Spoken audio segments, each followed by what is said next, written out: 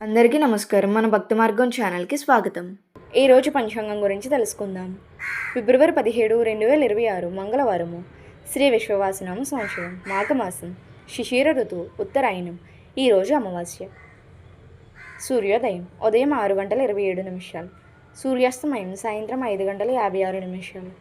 తిథి అమావాస్య సాయంత్రం 5:38 వరకు. తదుపరి పాడ్యము. నక్షత్రం ధనిష్ట నక్షత్రం రాత్రి 9:41 వరకు. తదుపరి శతభిష నక్షత్రం.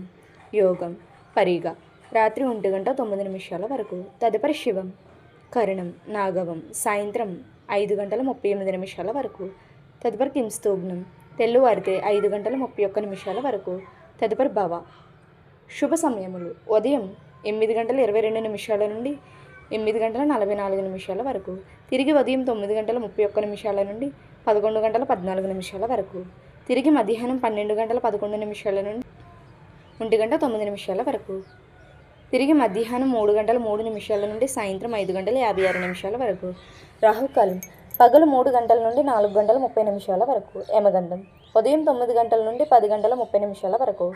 దుర్ముహూర్తం ఉదయం 8:45 నుండి 9:30 వరకు.